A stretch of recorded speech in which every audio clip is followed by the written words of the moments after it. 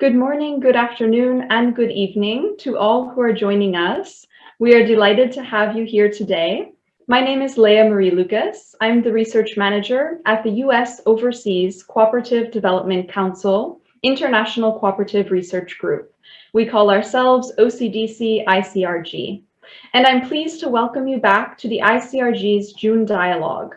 This is our third and final session, and for those who are joining us for just the first time today, our series is titled Cooperative Resilience, a dialogue based on recent research, which builds on the Collaborative Research for Cooperative Resilience Research Program, or CR2, which we launched in June of 2020. Together with our CR2 research partners, we have analyzed what it means to be resilient during a crisis over the past 2 years. By delving into diverse geographies and sectors, we have investigated how cooperative enterprises have responded to the COVID-19 shock. We have collated the lessons learned and synthesized recommendations for improving both present and future resilience. The CR2 research projects were co-created with the research partner and the ICRG, and designed to take a place-based lens of analysis. Currently, the ICRG is taking a systems approach to studying the findings from our aggregate resilience research program, and we look forward to sharing more in future resilience-focused seminars. Through the CR2 virtual dialogue series, we have come together 3 times now over the month of June to discuss the key research findings with our partners. In part 1 of the series, we welcomed ICA Africa, Venture 37 Land O'Lakes, and GenX. Part 2 gathered colleagues from global communities and the Cooperative University of Kenya. And today's session, part 3, we will host KUSSCO and NCBA CLUSA to wrap up the June CR2 series. Now for a quick overview of our session today. We will have 1 hour together. Please do feel free to say hello and introduce yourself in the chat. Let us know where you are joining us from. We're really happy to have you here. Please feel free to add your questions to the panelists throughout the dialogue today through the question and answer function at the bottom of the Zoom screen. We will reserve time at the close of our session to address these questions. If at that time you would prefer to pose your question verbally to the panelists, please be our guest. Just raise your hand through the raise hand function during the last 15 minutes of the webinar, and we will call on you for your intervention. Part 3. Part 3 of the CR2 series brings together the National Cooperative Business Association, CLUSA International, NCBA CLUSA for short, and the Kenyan Union of Savings and Credit Cooperatives Limited, KUSSCO, to discuss the resilience-oriented findings from their research. Our 2 research projects being discussed today are quite diverse, with one focusing on updates to a global toolkit and methodology for policy and regulatory reform, and the other proposing youth-centered solutions to improve urban transportation in Nairobi, Kenya. Even so, throughout our conversation, I believe that we will find interconnected themes and policy recommendations emerging. On behalf of NCBA CLUSA, today we are joined by Mr. Ed Potter. Ed is a global community organizer committed to empowering civil society organizations in emerging economies to achieve their full potential as champions of locally led development. As an international development practitioner, he has conceptualized and implemented projects abroad with many individual international organizations. He has managed project portfolios spanning development sectors, including health promotion, cooperative development, microinsurance, health, legal reform, citizen participation, and youth engagement. As a certified association executive, CAE, he has 15 years of executive leadership experience in international nonprofits, working with cooperatives and mutuals, trade, professional and philanthropic organizations, and foundations. Ed works and is proficient in 3 languages, English, Spanish, and Portuguese. Ed, thank you for being with us today. It's really a pleasure to have you here. Thank you for having us. And on behalf of KUSSCO, we are joined today by Mr. Otieno Alo. Mr. Alo is Manager of Research and Consultancy with KUSSCO Limited. Mr. Alo has played team leadership roles in the execution of consultancy assignments in the department over the past 15 years with USAID and other international donors. Over this same time period, Mr. Alo has provided consultancy services directly to SACCOs in the area of strategic planning, operational policies, and institutional analyses. He has also participated in various government task forces formed to review Kenyan Cooperative Societies Act and regulations and policy. Mr. Alo, thank you so much for being with us today. Thank you, Leah, for having me. So Ed, beginning with you. NCBA CLUSA study was titled Achieving Clarity, Clarity 2.0 Global Research. Can you explain for those of us new to Clarity and new to this center, what is Clarity and how has Clarity been leveraged globally? Sure. Thank you again, Leah, for inviting us to speak here today. Clarity is the Cooperative Law and Regulatory Initiative. So what is Clarity? It's essentially a methodology that provides processes, resources, and tools that support national cooperative movements through 4 distinct phases of cooperative legal and regulatory reform. Those include phase 1, diagnosis or understanding and analyzing the legal regulatory environment. The second phase, after you've done that, is to evaluate and reach consensus on priorities for reform. The third phase is to develop reform proposals and advocacy strategies. And the fourth and final is to implement those advocacy campaigns and communicate those reforms to elected officials. We call this a Clarity cycle because it continues on and on. It's not a one-time event. It's a long-term project. And the power that turns this process is cooperative leadership and governance. So Clarity began in 2005, and it actually was created by the International Cooperative Development Organization members of the U.S. Overseas Cooperative Development Council. And they all agreed that outdated legal and regulatory systems are barriers to cooperative development in many parts of the world, and that cooperatives should actively participate in legal and cooperative legal reform and advocacy processes, together with other stakeholders, to be able to be drivers of their own development. And Clarity was developed after extensive study of cooperative laws and decades of field experience by OCDC members in over 25 countries worldwide. You asked the question of how NCBA has leveraged Clarity in its work. Well, we have implemented Clarity in over 18 countries around the world, 10 of which NCBA CLUSA has led on that. And so there has been a lot of lessons learned, a lot of innovations, and a very rich experience there that we can share with the broader community. Most recently, we started in the Dominican Republic this week. So again, it's almost an average of 1 per year in our 18 years of this program. Now I'd like to briefly talk to you about the Clarity process itself, okay?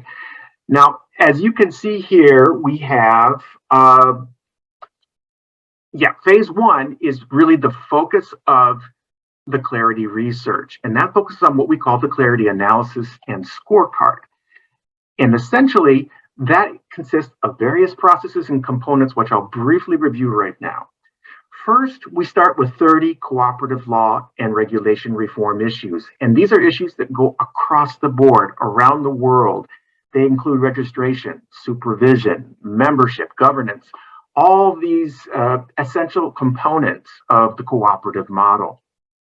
And these are, again, problems that have been identified, especially in emerging economy countries. Secondly, we use 12 Clarity principles. These include the 7 ICA principles, but also include other principles of a legal and policy nature, because again, that's the nature of law, and we have to use those as part of our arguments.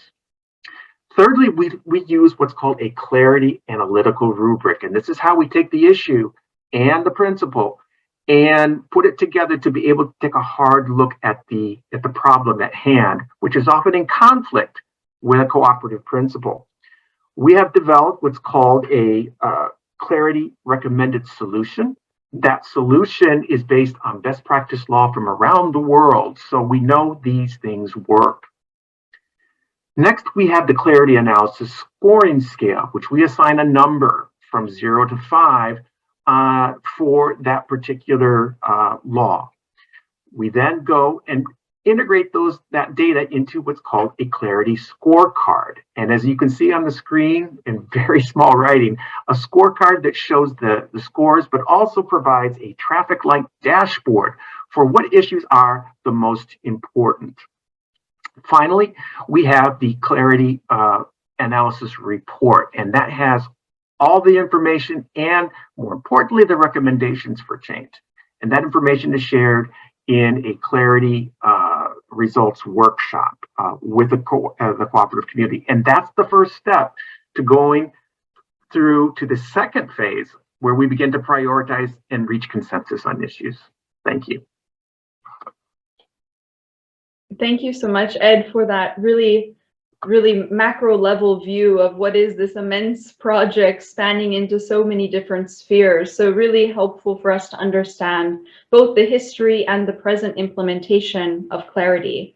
So thank you for that. And I'd like to now go over to our other partner, KUSSCO, and Mr. Allo, and ask a similar question for those who are not familiar with bodas. And so your project was titled Harnessing Youth Initiatives in the Growth of SACCOs, a case of boda SACCOs in Kenya. So Mr. Allo, let's keep it simple to begin. Can you share with our listeners what is a boda SACCO, where do they operate, and what are they good for? Thank you. Thank you, Leah. Let me begin by just explaining what the term boda means. The term boda is the Kiswahili version of the word border to border. It was a term coined to refer to bicycle transport operators ferrying people and goods across the border of Kenya and Uganda.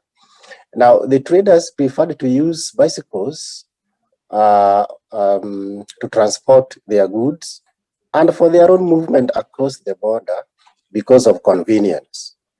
The riders are able to transport their passengers or their clients' goods right to the doorstep of the client, quite literally, and also anywhere across the country, including places inaccessible by other vehicular modes of transport. Now, with time, this gradually evolved to use of motorcycles. The operators basically replaced the bicycles with the motorcycles. Please remember, carrying a heavy load on a bicycle is not an easy task and was a big turnoff to the faint-hearted, and especially in unforgiving terrain. However, as motorcycles became more readily available and affordable, their use became more widespread, and this form of transport spread from the border, inlands, and throughout villages and towns across Kenya. Now today, boda as a form of transport is quite widespread across this country. Riding a motorcycle as opposed to a bicycle is quite comfortable, fashionable, appealing, and quick. And this not only attracted youth, but more customers as well for the same reasons. And suddenly, even the weak could now comfortably engage in this kind of business. Now, with time, boda transport operators began to organize themselves in form of associations and SACCOs. However, our research was centered around boda SACCOs in Nairobi. And at the time of the research, there were about 17 such boda SACCOs in Nairobi. And these were formed along the 17 administrative units of Nairobi County. We found out that a president leads an association, whereas the SACCOs are governed by a management committee, which is led by a chairman. And they also have a supervisory committee that provides an oversight role. Now, since we had a pilot study in a neighboring county, we believe that such associations and SACCOs are to be found in other 46 counties, although the numbers may not be as high as in Nairobi. I hope that sheds a bit of light on the boda SACCOs. Thank you. Thank you so much, Mr. Allo. Yes, I think that now everyone is aware of what is the boda. I've had the privilege to ride on both the bicycle and the motorcycle forms of the boda. And so I've had that border to border experience. So I think it's quite fitting that this name was chosen. So heading back now to NCBA CLUSA, knowing that our research program is really centering on resilience in many different forms, it would be helpful for us to sort of couch this global legal and regulatory reform research project under this umbrella. And so could you please make the connection for us to resilience? Sure. You know, I think it's helpful if we look at the way that the U.S. Agency for International Development defines resilience. And they define it this way, that resilience is the ability of people, households, communities, countries, and systems to mitigate, adapt to, and recover from shocks and stresses in a manner that reduces chronic vulnerability and facilitates inclusive growth. So what are the results that we're looking for here? We want to see increased adaptive capacity. We want to see improved ability to address and reduce risk. And we also want to see improved social and economic conditions of vulnerable populations. So in terms of the connection between our research and resilience, there's two main points. First of all, it's important to remember that cooperatives cannot create the environment which they need to develop. And accordingly, the most reasonable and promising way of promoting cooperatives is to offer a favorable environment for them to develop. And law and regulation can create enabling environments or sometimes disabling environments. Secondly, it's important to understand that lack of financial resources is only one aspect of poverty. Poverty also includes power poverty and exclusion poverty. And this is due to the lack of political and economic power. It's lack of representation and advocacy. So cooperatives, to change their own situation, they need to find and exercise their political voice through cooperation. And this is what Cooperative Principle 6 is all about, cooperation among cooperatives. Cooperatives serve their members most effectively and strengthen the cooperative movement by working together through local, national, regional, and international structures. That's really what it's about. Thirdly, isolation poverty, which is due to lack of cooperation with others. And as much as we say we cooperate, cooperatives still have a long way to go to learn about really collaborating regionally, nationally, and globally. So Clarity really focuses on combating all three of these aspects of poverty. So what are some connections between law and resilience? First, cooperative law and regulation provide a critical foundation and basic structure of a country's overall cooperative ecosystem. And we're talking everything from apex organizations to government entities that promote, supervise, and register them, so on and so forth. So all of that is created essentially by law. Now, cooperatives are internationally recognized as agents of sustainable economic, social, and cultural, and even environmental development. And that's only possible when a number of conditions are met, including the existence of an appropriate and supportive legal, regulatory, and policy environment. So again, this is a high-level issue. So for us, what is the real connection that we have for our research? Dr. Martha Feynman, she has a vulnerability theory. It's a very influential and powerful feminist critique on formal equality. And in this, she states that vulnerability is and should be understood to be universal and constant. It's inherent in the human condition. She says that the inequality of resilience is at the heart of the vulnerability theory. Why? Because it turns our attention to society and social institutions. Look, nobody is born resilient. Rather, resilience is produced within and through institutions and relationships that confer privilege and political power. And those institutions and relationships are at least partially defined and reinforced by the law. So that is, I think, the clincher for us. Some other connections between resilience and the law, very quickly. Laws proactively establish standards. They maintain order. They resolve disputes. They protect liberties and rights. They provide stability, which then plays an important role in resiliency after major shocks. When rule of law is constant, vulnerability is reduced and actually guides human behavior toward recovery. And where disabling cooperative law can cause challenges and instability, enabling cooperative law supports the overall strength of the cooperative ecosystem and enhances cooperative resilience. So very quickly, in summary, given the relationship between law, vulnerability, and resilience, the internationally recognized role that cooperatives play in socioeconomic development, that the United Nations and the international labor organizations call for cooperative legal and regulatory reform through their reports and pronouncements. This research is focused then on the practical matter of how clarity methodology, processes, and tools can be updated and improved to enhance cooperative resiliency by mitigating and preventing problems caused or exacerbated by a disabling cooperative legal and regulatory environment. Thank you. Wow, thank you so much, Ed. This is a wonderful backdrop to the connection between resilience, legal and regulatory environments. And I think that the argument has been very well made that it is essential to have this as a strong foundation to promote the flourishing and the resilient capabilities and responses of cooperatives. So very interesting kickoff to this discussion. Back to our Mr. Allo at KUSSCO.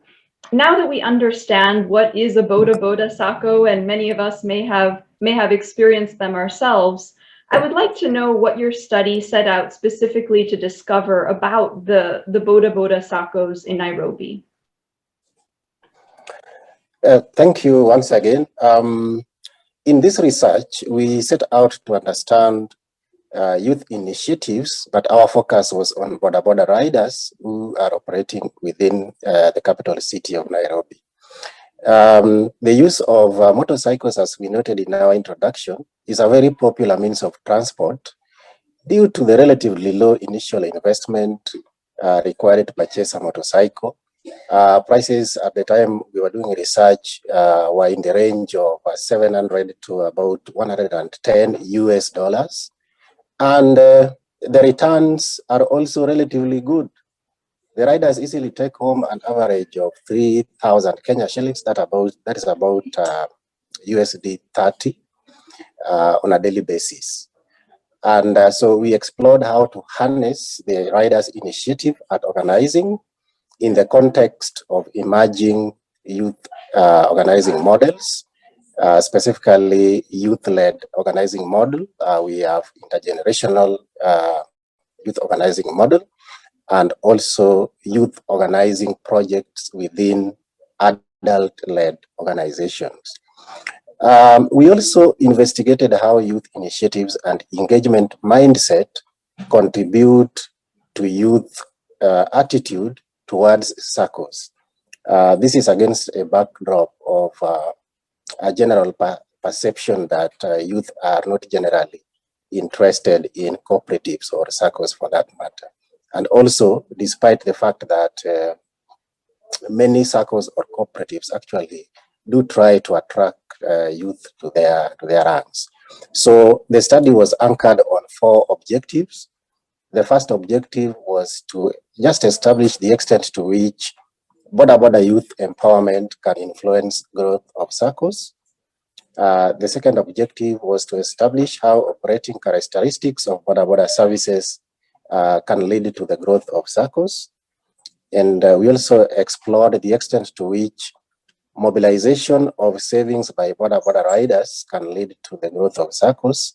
And lastly, we examined the moderating role of government in the growth and development of boda SACCOs. In our conceptual framework, we looked at the influence of three variables on the growth of boda SACCOs. And in our research, we defined growth in terms of number of, say, boda SACCOs, a number of members in the SACCOs, and also share or deposits mobilization by the SACCOs. And the three variables were: one, youth empowerment initiatives; two, savings mobilization initiatives; and three, operating characteristics. And we introduced a fourth variable. Basically, we wanted to look at how government intervention moderates these other three variables. And we were looking at, say, how does government policy, for that matter, influence in this particular case. So yes, that is what we set out to understand. Wonderful. Thank you. Thank you so much, Mr. Allo, for that really interesting introduction to your study. What I found quite interesting are some of these repeating themes that we're hearing. So as resilience was first defined by Ed Potter in this conversation, now for the specific place-based study of SACCOs and the boda sector in Nairobi, they were defining the resilience as being the number of SACCOs that exist in the sector. So the more SACCOs, the better in terms of the resilience of the sector. The number of members per SACCO, so having this sort of generational return and increasing numbers.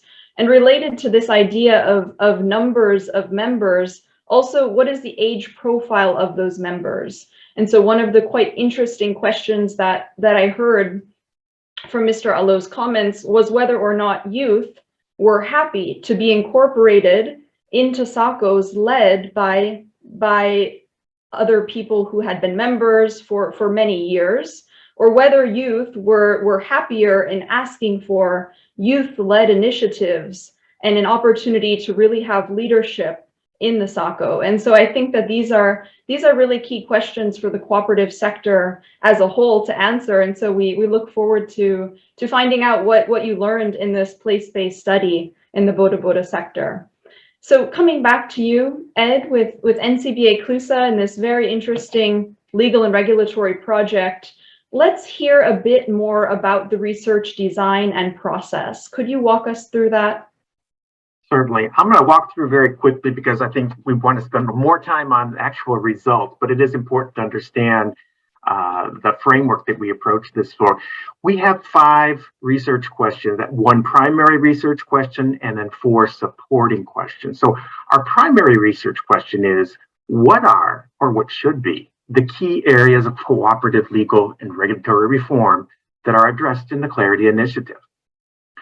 Our first supporting question asks how the analytical rubric, which again, remember, is how we analyze law, how is the analytical rubric for each of the clarity reform issues? How can it be improved to mitigate and prevent problems and risks that are caused or exacerbated by a disabling cooperative legal and regulatory environment?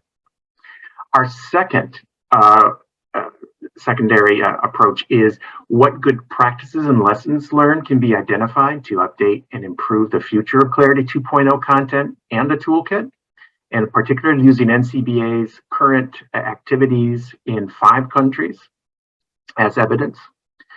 Third supporting question is, are there elements of other legal and regulatory frameworks and information, data, articles that should be considered for Clarity 2 content and tools? And fourth, are there other frameworks or instruments that the current Clarity toolkit, and we call a toolkit a combination of various tools from the scorecard, a stakeholder analysis, stakeholder mapping, so on and so forth, to support the process. So does that current Clarity toolkit, how can we integrate and encompass the cooperative principles better and promote cooperative resiliency? All right. Now, to answer these questions very briefly, we took a multi-pronged research methodology. It was developed and centered around a Clarity 2.0 working group. And this consisted of 14 cooperative law experts from developing economy countries across the globe, in Latin America, Asia, and Africa. We had a total of 10 two-hour seminars organized over a 12-month period. The 5 research questions were divided into 7 seminars for review and discussion. We had regular assignments, online surveys were conducted in between as well. And our final seminar presented the results, conclusions, and recommendations, which we vetted with them. To provide those answers, the project used the following data collection tools: online surveys, working group assignments on specific issues, discussion during seminars, Zoom polls, and of course, presentations, including case studies. So that was our approach. Thank you very much, Ed. And having observed this global working group, I can really speak to the level of the discussions, the input, and the expertise that we had at our disposal. So that was really a rich body of individuals combining their expertise and providing some really important answers from around the globe. So let's hear the same from KUSSCO's side. Mr. Allo, it would be quite interesting for us to hear who was sampled in your research and what were the key findings that you came up with. I'm sure that you talked to some youth during this research project, so let us know what they had to say. Thank you. Before I talk about our sample frame, let me just mention that our study also drew from 3 primary fields of study: psychological theory, youth entrepreneurship, and collective entrepreneurship. And based on McClelland's psychological theory of need for achievement, we realized that it was relevant for us in analyzing types of motivation and incentives required to support youth entrepreneurial activity.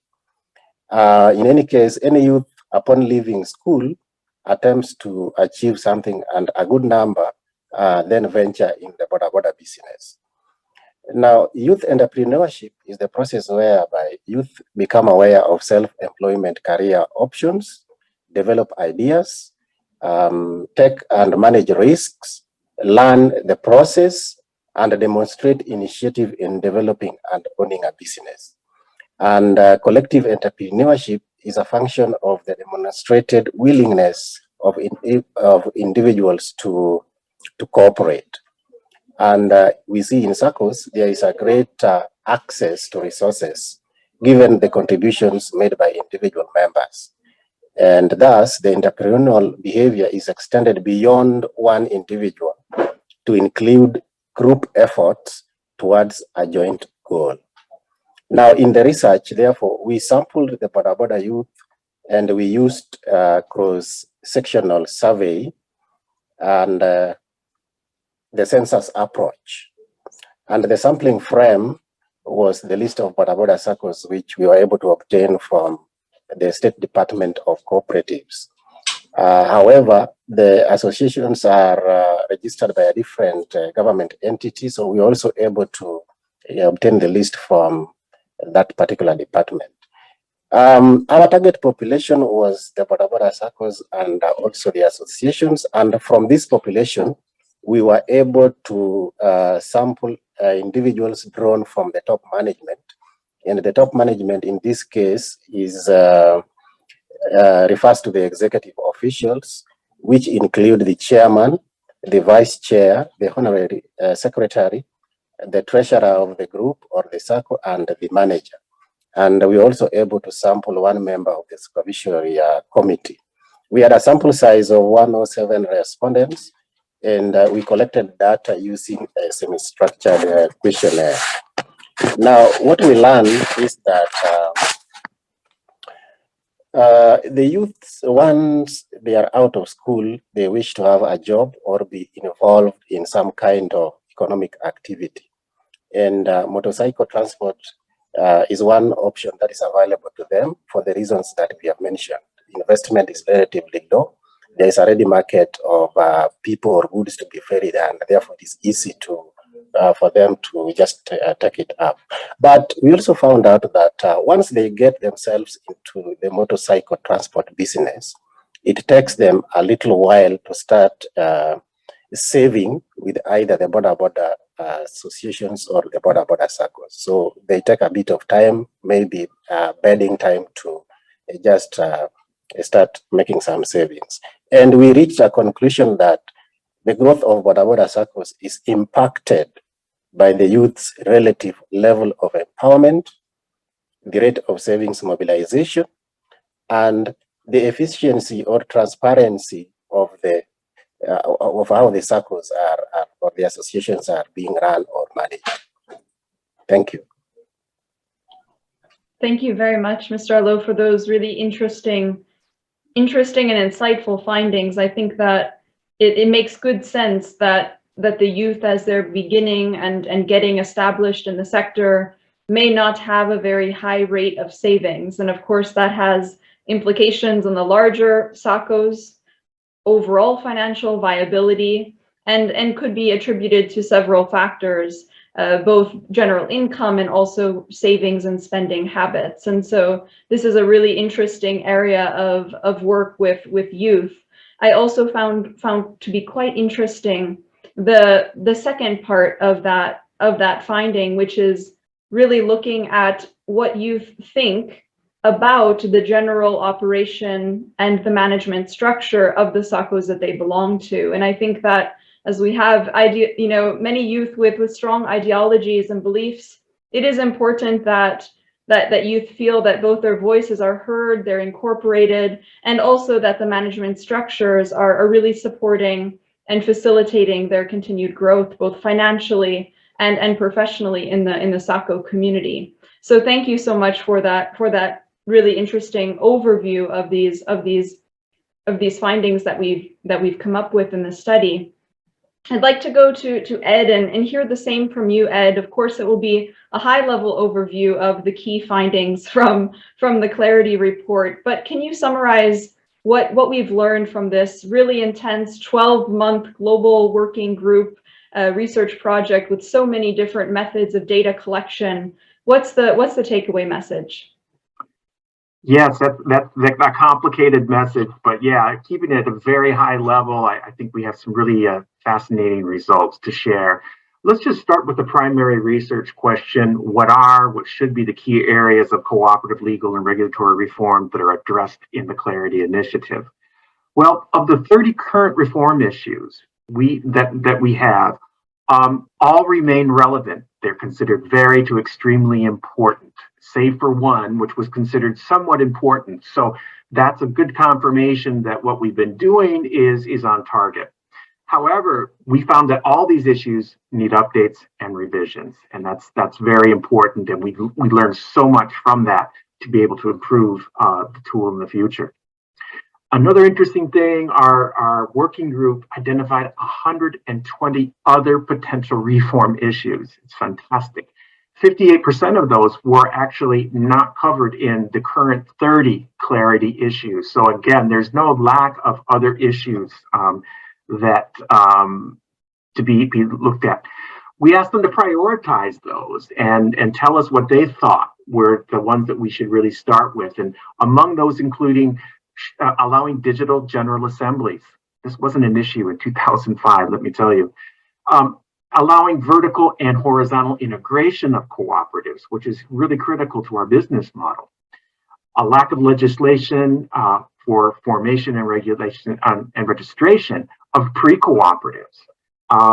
Even overly simplified corporate entities. It's easier to become a business than it is to be a cooperative. So all these reflect big challenges facing cooperatives from a legal perspective. We also took a special look at women and youth in cooperatives because these are two of the largest audiences that have the greatest potential impact in the future for development. And unfortunately, we found significant weaknesses, and we have much more research is needed to help find enabling laws and regulations to identify those best practices, and then develop clarity issues and analytical rubrics for them. Just to touch briefly on use, since we're talking about the bodas, a lot of legal issues around minors and employment, minors and cooperative membership. Labor laws are critical. I would imagine even registration or use of boda motorcycles is an issue. There are negligence legal issues, contractual legal issues, and all this. How does that work in for youth cooperatives? So again, there's ways to empower this through the law that can be greatly explored in the future. For our supporting questions, how can the analytical rubric for each of the clarity reform issues be improved so we mitigate and prevent problems and risks? Well, we started with principles. As you know, we have 7 cooperative principles already. The other 5 are actually external principles, which we had never really thought through and wanted to test them. Well, we were pleased to find that they were all verified. Extremely important or very important. And that again is a confirmation for us that we felt very good about. We also explored other cooperative principles. Yes, there are other cooperative principles besides the 7. Hans Muckner, who is a well-known cooperative legal expert from Germany, he came up with 12 principles, which include, of course, the 7, but also include things like indivisible reserve funds, which is like, that's the one critical thing that really separates from other businesses. A fair and just distribution of the results. Again, that's what separates this model from businesses. Identifying as co-owners and customers. Having a principle of self-help based on solidarity. Economic efficiency. So anyway, there are plenty of other principles to apply to the plethora of problems that we've identified in the past. Okay. Very quickly, for our recommended solutions and underlying reason, we've targeted 9 issues for improvement. We have various suggestions on how to improve the underlying reasoning and strengthen that. We found that the wording of some of the questions can be improved for several of those. And shifting then to another question about good practices and lessons learned that can be identified to update and improve our clarity content. Well, again, looking at NCBA's experience in Madagascar, Tanzania, Kenya, Guatemala, and Peru, we used that as evidence, and we found these 5 case studies identified 79 best practices and lessons learned. 68 were lessons learned, 68% that is. 32 were good practices. We always learn more from our mistakes than we do from our successes. So we have a lot of positive experience, advice, and pitfalls to avoid that we can apply. That's what we call the gold that is spun in development. Another question, are there elements of legal and regulatory frameworks that should be considered for Clarity 2.0 in the content and the tool? We found the real issue wasn't the existence of legal frameworks, cooperative laws, legal research, but it was really about access to them. They're just scattered all over the globe in many different languages, and this led to the development of a Clarity 2.0 online library. We have over 315 resources. They are organized by content and language. They're tagged by subject matter, so that greatly facilitates searches by the end users, and it's completely online. So again, this is a huge value and tool to anyone who is conducting analysis to really tap into the global knowledge and experience around the world. And finally, are there other frameworks or instruments that the Clarity Toolkit, and remember that's the series of tools we use to help implement the methodology, do any of that need to be integrated and encompass cooperative principles better, promote cooperative resiliency better? We found that 9 out of the 10 current tools were considered very to extremely useful. 1 needs considerable review and research. That was a great lesson learned. And we had 7 new tools that were suggested for development and were rated very to extremely useful to provide additional support. So in a quick nutshell, that is sort of the big takeaways from our research. Great. Well, thank you so much, Ed. It's quite encouraging to hear the usefulness of the great majority of these tools, and to know that there's always room for growth, room to learn lessons, innovate, and improve for the future revisions. So very, very exciting information. I'd like to hear now from KUSSCO side, and acknowledging that there is some interest in the audience in the area of policy. Could you provide a brief overview, Mr. Allo, of the key policy recommendations that were sourced from the findings? And then we will dig in with some follow-up questions from our audience members. Thank you. Certainly. We can share about 4 areas where we recommended some policy interventions. The first is that we feel that there is need to streamline border operations through appropriate policy guidelines and enforcement of laws and regulations. Sometimes it's just a simple act of just trying to enforce certain laws and regulations that can even have the greatest impact. And a quick example is that our experience, and I'm sure probably because you mentioned that you had a feel of the borders, you may have noticed that they ride the motorcycles in total disregard to traffic rules and regulations, and they violate them at will. So just enforcing some of the existing policies would go really a long way in that. But we feel that as part of this policy, one key policy that can also impact greatly is that there should be a mandatory requirement that all riders should belong to, say, a transport cooperative. And this will immediately generate 2 benefits.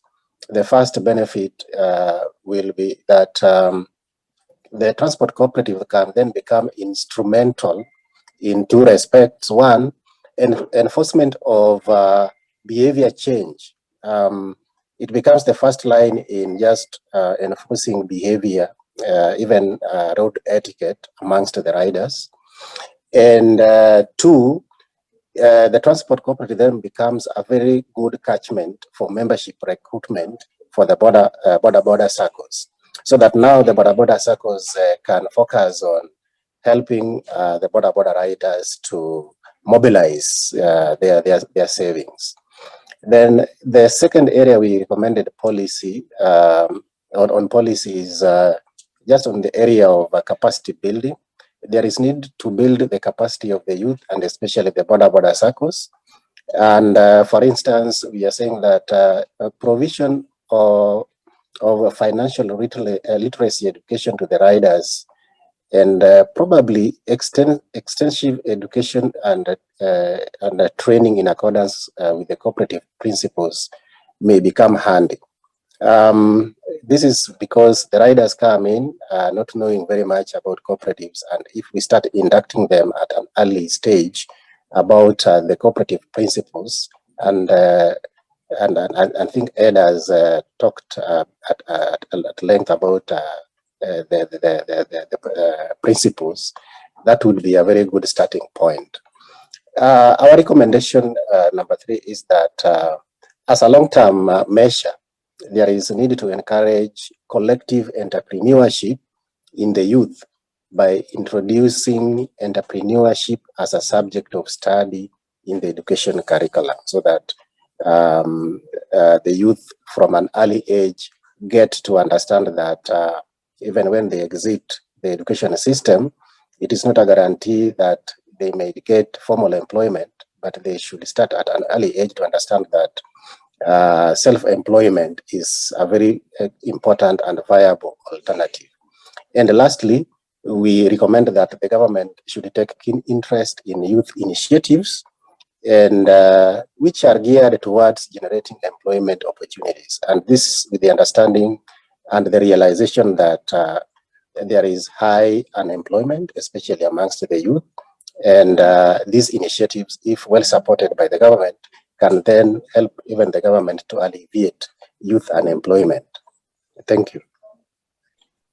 Thank you so much, Mr. Allo, for that overview, really taking us all the way from the education system to when the SACCOs are operational, incorporating them and making them as financially viable and supportive as possible. So really important areas identified for reform. We have a question from the audience asking a bit more about the current policy debate in Kenya regarding boda SACCOs. And so Maureen from Global Communities has questioned whether or not essentially regarding this debate that is ongoing, asking whether or not boda SACCOs should be registered as transport SACCOs or rather registered as worker-owned cooperatives. And so makes the point that they offer public transportation and do not always succeed in mobilizing as many savings as anticipated. And so as we are all collaborating in this cooperative environment, the question would then be for KUSSCO's take on this legislative debate, and what is your opinion regarding the incorporation of boda SACCOs? Thank you. I think in my presentation, I may have drawn a very thin line between a transport cooperative and a SACCO for that matter. In our setup here, we are trying to draw a line between the activities of a transport cooperative and the activities of a savings and credit organization. The transport cooperative then basically has a role to deal with the transport services side of the business, and nothing at all to do with the savings mobilization. And therefore, that is why it is important that as you form a transport cooperative for the riders, which will basically focus on the business of transport, the riders are then encouraged to form a wing that allows them or encourages them or helps them to mobilize savings in the manner that we understand SACCOs mobilize savings. So that is the distinction we want to put there, and this is informed by what we have experienced here in Kenya. For example, there is the behavior is the behavior of the riders is actually tarnishing the good name of SACCOs that we have been trying to build over a long period of time. So we don't want transport cooperatives, which is basically an entity offering transport services and calling itself a SACCO for that matter, to tarnish the good name and reputation of a SACCO, which is a financial entity. So that is why we want to draw that particular line. I hope that was helpful. Great, thank you very much, Mr. Allo. It's quite interesting to hear that take, and it seems that the transport SACCOs could be involved in addressing some of those discipline of riders, training and educational opportunities identified that are really operationally about transport, and the Yes. SACCO can take care of the finance, which is what it does best. Ed, yes, please. Just very briefly, one of the findings for a cooperative legal issue around youth was also allowing and having an environment where incubators, like a SACCO, and there are all kinds of liabilities around being such an incubator, but that is such a critical way to start a new cooperative. And how can we enhance that in the future? That was, again, some of the issues that came up with youth cooperatives. So this is all spot on. Yes, and a follow-up question from Virginia with NCBA CLUSA, again on the incorporation of the bodas. She's wondering if multi-stakeholder cooperatives have ever been considered for the transport sector, and then this would provide an opportunity for both drivers and riders to all be part of that cooperative.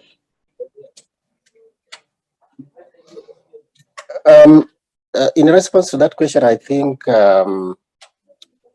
we in our own setup or in our experience here in the country is that a lot of the SACCOs that we have around are basically formed along very specific lines. If you like, there has to be a very strong common bond existing within that particular group. And you see that boda riders, by the very nature of their business and by the very nature of the culture within that group, the behaviors within that group, there is a very strong bond within that group. That may not be found in another setup. So you will find that it is easier, therefore, for the boda riders by themselves to group and form a SACCO, as opposed then to incorporating other even related sectors, like, because we have a matatu sector as well, which is offering public transport but using vehicles, and then they also form their own along their own line like that. So yes, that is our experience, but it is not something that is not that it is something that is possible, so long as the players within the different sectors come and agree and associate together. Great, thank you so much. And for the final question to the boda SACCO expert we have with us today, and expert of many more subjects as well, Mr. Allo, we have a question from ACGI VOCA. Caroline Bailey has asked whether most of the boda entrepreneurs are young men, and if there were any young women in the sample, if there could be any differences observed in their ability to mobilize savings and other general perceptions. Yes, the answer is yes, that the majority are actually youth. You will realize that in our definition of youth in this country, we refer to the age bracket of age 18 up to age 35 as youth. So most of the riders belong in that category, but of course there are mature adults, if I may use that word in quotes, basically people above the age of 35 who also engage in the business. And yes, there are also female boda riders. The numbers are not great, but because we have pioneers, we believe others will follow their path, and the numbers may grow in future. Yes. Wonderful. Thank you so much for both those interesting questions and dialogue from the audience, and also for your quite timely responses. So we just have 2 minutes left today, and I'd like to allow NCBA CLUSA to offer some next steps for this global research that is ongoing. We've heard of some new toolkits that are being developed and designed. And so could you please, Ed, provide a quick overview of these next steps for you? Very quickly, the one thing that we've learned from all of this is that we really need to create a hub where all of these tools, resources, training, and orientation is available. Currently, we don't have that. There's not a site that you can go and just download everything, because you do need to be trained. So our idea is to create an online user guide. All right, so this would be universally accessible around the world. You could print out materials. You could possibly even have training videos sometime in the future. So again, there's a less dependency on international consultants but really getting the information out there about involving the talent that is out in cooperative law expertise. There's just really been an explosion of that around the world, and how we can integrate that more into this model and truly partner. Those are just two very high level next steps, but we do have a plan for, again, updating each component or process so that we eventually get to that point of being able to put a online user guide that is universally accessible and available. If I may just end on one thing, I saw a quote that really I thought, and I just shared it in the chat in case you're interested, but I thought it really summarized what we're looking at today. And it's from Inigo Albusuri Landazabal, who's from the Mondragon Corporation in Spain. He says, cooperative resilience is not a myth. It is a reality. And the reality is that cooperatives flourish in times of crisis. Why? Because when there is an economic or health crisis, solidarity flourishes. And solidarity is the foundation of our system.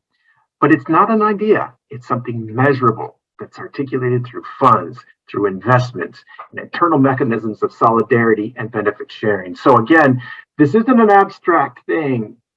Cooperative resilience is real. Thank you. Thank you so much, Ed. It's really been a pleasure to be joined by you today, representing NCBA CLUSA, by Mr. Otieno Alo, representing KUSSCO. And I think that was a perfect quote to really end our discussion today.